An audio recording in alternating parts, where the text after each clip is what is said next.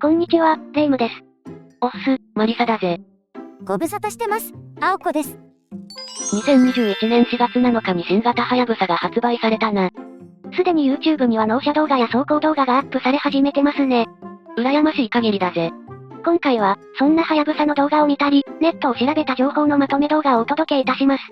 この番組は、はやぶさに興味がある方、すごいと聞くけど何がすごいのか知りたい方、ただなんとなく気になっている方にお届けする、バイク娯楽動画です。それでは、青月電子台、今回もスタートです。では、ゆっくりしていってね。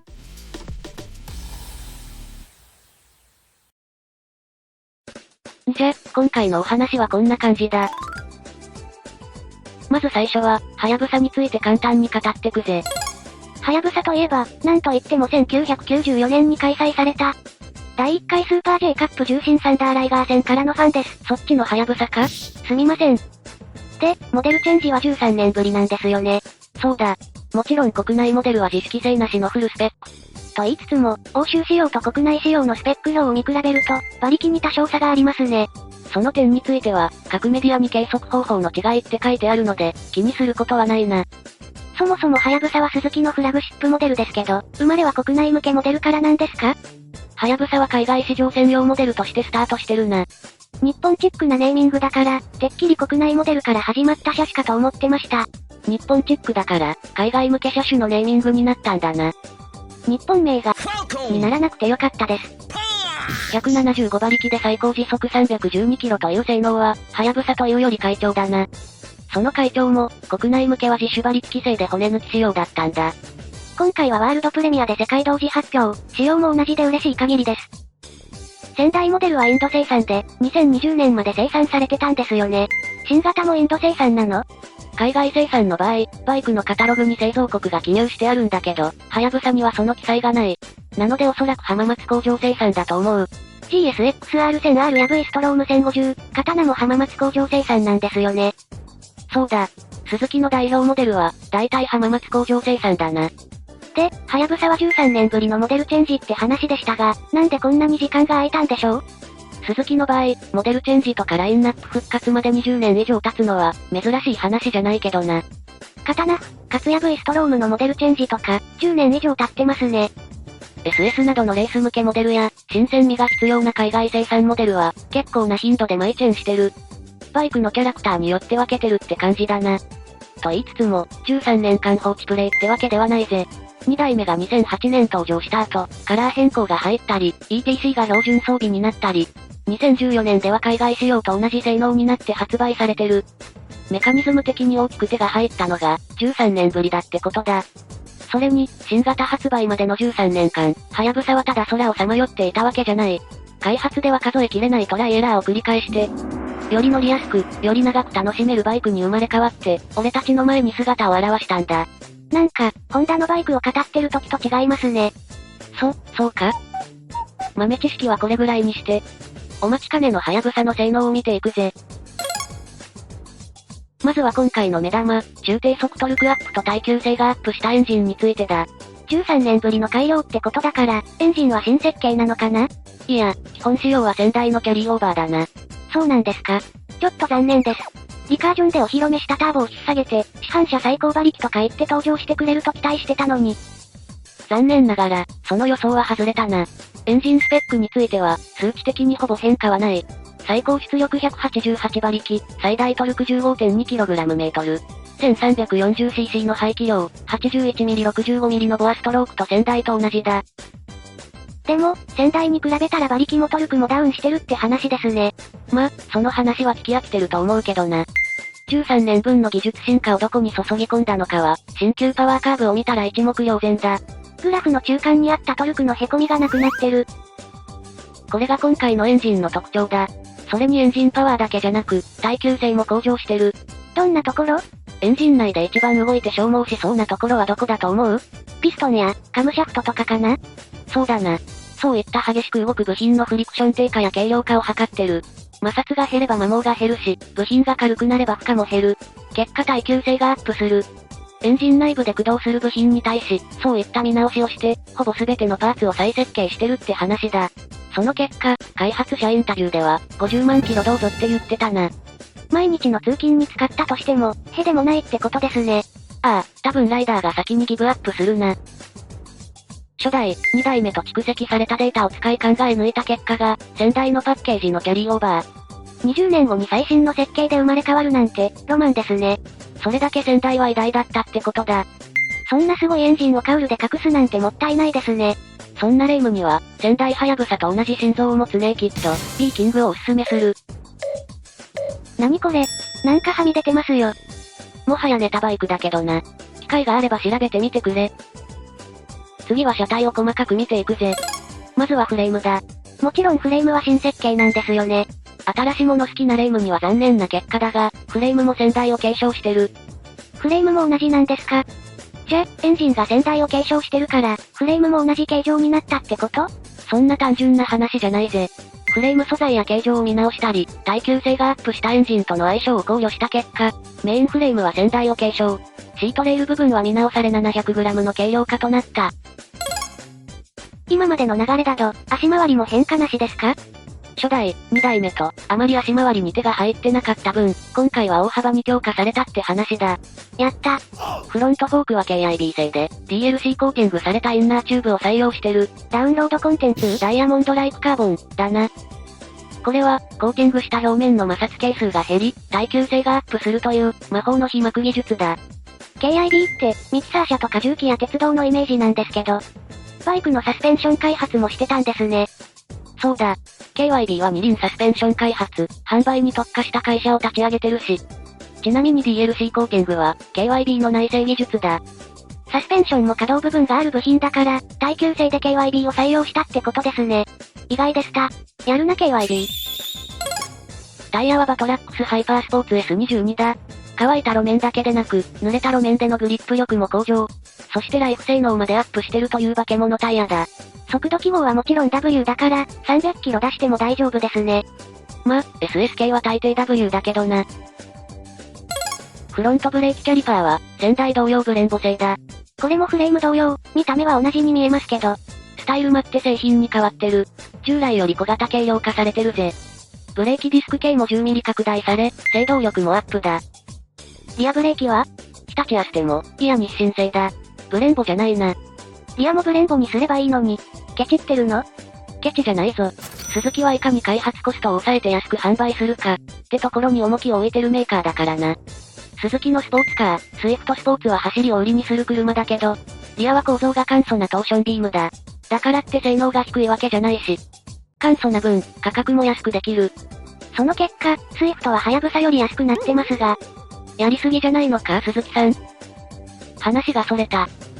で、新型はコンビブレーキ搭載だ。フロントブレーキ操作にリアが連動し、最適な制動力を得られるように調整してくれる。ライダーの操作は不要だから、リアは操作感を重視するブレンボじゃなくてもいいってこと？そういう解釈もありか。ま、リアキャリパーはマフラーに隠れて見えないし、気にならないしな。ということで、車体はトルクアップしたエンジンに合わせ、メリハリの効いた改善を実施したってことですね。電サスが採用されなかったのが残念ですが、高価なパーツは価格アップに直結するからな。ブラックシップだからといって、高級パーツ全部盛りではなく、コストを意識したパーツが採用されてることがよくわかりました。お次は電子デバイスだ。ハヤブサが搭載する制御デバイスの種類は多いし、設定の段数もかなり多いですね。最初は物珍しさでいじるけど、結局使わないんじゃないのかな？短期的に考えればそうなるかもな。短期的？ライダーのライディングスタイルは、年齢や環境によって変わってくよな。体型が変わったり、年を取ったり、とか？そうだ。で、ハヤブサを長い時間楽しんでもらうために、ライダーの変化にバイクはどう対応するのか？その答えの一つが、電子制御をてんこ盛りにして、設定段数をできるだけ増やし、自分に合った設定が作れること、なんだ。ふむふむ。バイクと長く付き合えるように、ライダーのことをよく考えてくれてますね。それじゃ、SIRS、鈴木インテリジェントライドシステムを語ってくぜ。これは今から説明する盛りだくさんの電子デバイスの総称だ。ハヤブサには全部で16種類の電子デバイスが搭載されてる。YouTube にアップされてる走行動画を見て、各機能の効き具合も調べたから、合わせて語ってくぜ。アップ、ダウンに対応したクイックシフターだ。シフト間隔を2段階から選べる。シャープなシフト間のスポーツと、ソフトなシフト間の街乗りだ。機能をオフにもできるので、実際は3つから選べるんですね。こいつがあれば、加速したままで、クラッチやスロットル操作なしにシフトチェンジできる。速度とエンジン回転数が合っていれば、クラッチを使わなくてもシフトチェンジできるんでしょ？できるけどさ、気を使うし、何より素早いシフトチェンジができるからかっこいい。かっこよさは正義。アクセルオフ時のエンブレの利きを調整できるぜ。どんな時に効果があるの？そうだな。カーブ侵入時に、シフトダウン時のクラッチミートをミスってリアロックするだろ？うん。で、タイヤが跳ねてバランス崩すだろ？うん。タイヤのグリップが回復したら、お釣りもらって転倒、って時だ。それは、主の体験談ですね。こんな時、クラッチが過大なエンジンブレーキの力を機械的に逃がしてくれるのがスリッパークラッチだ。はやぶさではこの機能を進化させて、エンブレの効き具合を3段階から選択できるぜ。違いがわかる人になりたいです。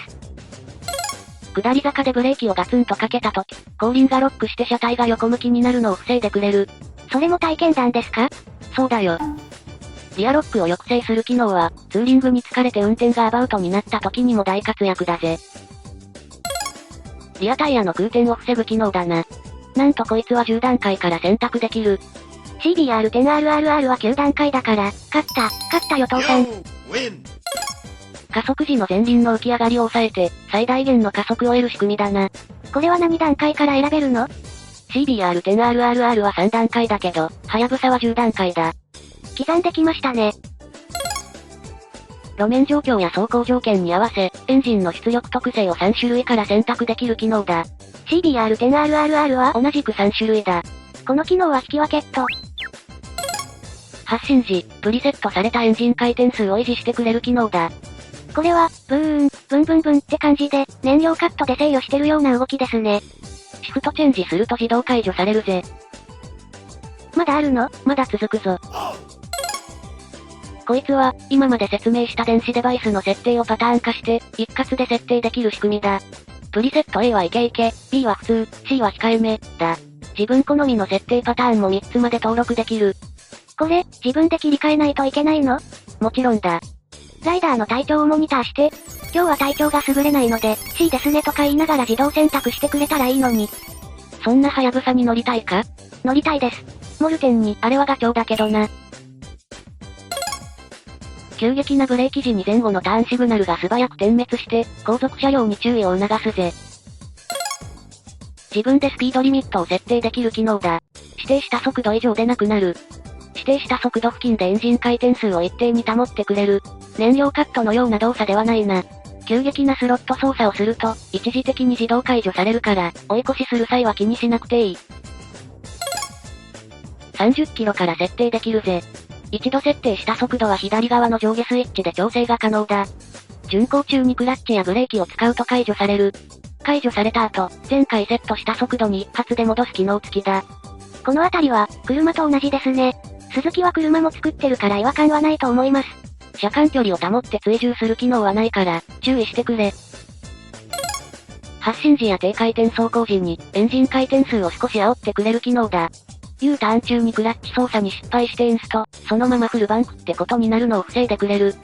じゃ、このアシストだけで発進できるの？発進時にアクセル煽らなくてもいいのかな？あまり介入してこないみたいだ。オーナーさんの動画ではクラッチ発進したらエンストしてたな。低速域でアクセル操作してる時のアシストみたいだな。これがあるからエンストしないぜってわけじゃないから要注意な。上り坂で停止した時、ブレーキを離しても約30秒間リアブレーキを自動的に作動させてくれるぜ。これも、結構な急斜面でのみ発動するようだな。なだらかな上り坂やアーチ型の橋程度の傾斜では、機能しないみたいですね。ロー RPM アシストと同じように、過信せずに使った方が良さそうだ。ランプのカラーでエンジンの回転数を表すエンジンインジケーターランプ。気温が3度以下になったら液晶モニターに凍結注意マークが出るフリーズインジケーター。周囲の明るさを判別してメーター周りの輝度調整してくれる、メーター輝度自動調整が装備されてる。まさに車ですね。多分これでほとんど説明できたと思う。はやぶさの電子デバイスは、IMU やセンサからの情報を活用してできることは、全部詰め込みましたって感じですね。ほんと、開発メンバーの皆様、お疲れ様でした。ちなみに、実用化されてる電子デバイスではやぶさが搭載してない機能は、コーナリングランプ、ACC 全車速追従機能、キーレス、電子制御サスぐらいだ。余談だが、スズキの他のモデルが装備してるけど、ハヤブサに搭載されてない制御がある。どんな機能なの？ロードディペンデントコントロールシステムだ。タンデムしたり荷物を積んでたりして、普段より重い状況でのブレーキは制動距離が伸びるだろ？重いとなかなか止まりません。そこで、バイクがいつものブレーキ加減と制動距離を学習してて、いつもと違うと判断したら、バイクがブレーキ圧を自動補正してくれる機能だ。何それすごい。邪魔にはならない機能だと思うんだけど、なぜかなくなってるぜ。なぜでしょうかね。教えて、鈴木の人。最後は価格だ。はやぶさはカラーオーダーの内容で価格が変化するぜ。マットシルバーメタリックでのカラーオーダーは222万2000円。それ以外のカラーオーダーは221万1000円。マットは特別なんですね。鈴木が組み合わせたレギュラーカラーは、マットシルバーが216万7000円。それ以外は215万6000円だ。カラーオーダーで選べる色は、ボディカラーがブラック、シルバー、ホワイト。アクセントカラーが、レッド、ゴールド、ブルーだ。アクセントって？シートやライト周り、カウルに入る差し色のことだ。最後はホイールで、ブラックとレッドから選べる。全部で18パターンですね。レイムはどんなカラーにする？ブラックレッドで、吉村はやぶさ X1 風とか、シルバーゴールドで、初代オマージュとかですね。トリトンブルーメタリックがないのが残念ですね。もう、なんだか知らないけど、買う気満々なんですが、はやぶさをお得に買う方法はないの？あるぜ。鈴木社の販売店、鈴木ワールドが実施してるキャンペーンを紹介しとくぜ。春キャンペーン。オイルメンバーサービスプレゼントや、快適ツーリングインカムプレゼントってのがあるな。免許取得応援キャンペーンは、大型免許取得で3万キャッシュバックって内容だ。少しでもお得に購入できたら嬉しいですよね。では最後に、はやぶさを正面からよーく見てくれ。なに？このマーク、まさかギアスですの？どうやら、私はギアスをかけられてたみたいですね。視聴者さんは大丈夫？というわけで、今回は以上だ。おはようございました。こんにちは、あおこのバイクニュースのお時間です。今回は鈴木のはやぶさ展示イベントに行ってきました。おう、どうだった？それが、日にちを間違えておりまして、見に行ったら、まだ設営中でした。何やってるんですか？新型はやぶさの展示は4月24日と25日の土日です。今、この動画を見ている人、まだ間に合いますよ。あ、開き直ったな。中部地方で展示車を見れることはあまりないので、気になっている人は、ぜひ鈴鹿サーキットへ。大勢の人が集まるところなので、マスクや消毒はしっかりしてくださいね。